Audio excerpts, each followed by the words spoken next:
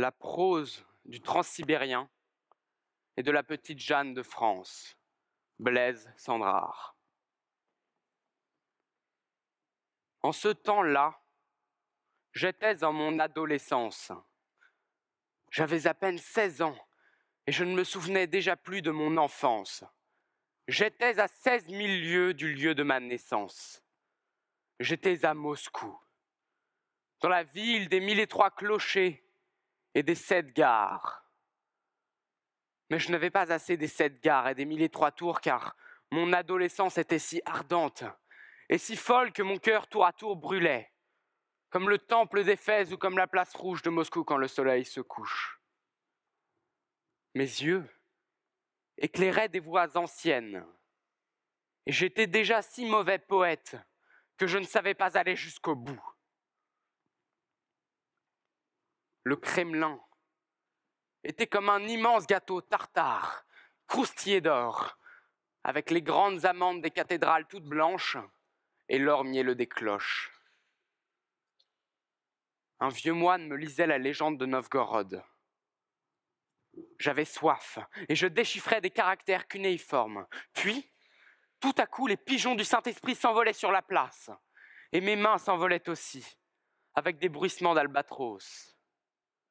Et ceci, c'était les dernières réminiscences du dernier jour, du tout dernier voyage et de la mer. Pourtant, j'étais fort mauvais poète. Je ne savais pas aller jusqu'au bout. Et tous les jours, et toutes les femmes dans les cafés, et tous les verres, j'aurais voulu les boire et les casser. Et toutes les maisons, et toutes les vies, et toutes les vitrines, et toutes les rues, et toutes les roues des fiacres qui tournaient en tourbillon sur les mauvais pavés. J'aurais voulu les plonger dans une fournaise de glaive. Et j'aurais voulu arracher toutes les langues, et broyer tous les os, et liquéfier tous ces grands corps étranges et nus sous les vêtements qui m'affolent. Je pressentais la venue du grand Christ rouge de la révolution russe. Et le soleil était une mauvaise plaie qui s'ouvrait comme un brasier. En ce temps-là, j'étais en mon adolescence.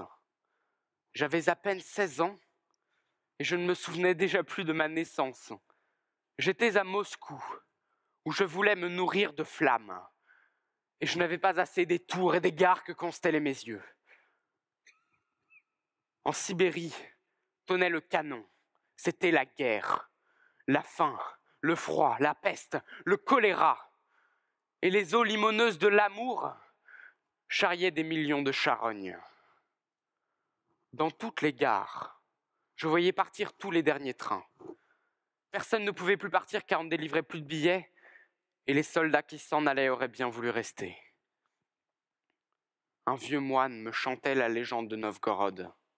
Moi, le mauvais poète qui ne voulait aller nulle part, je pouvais aller partout.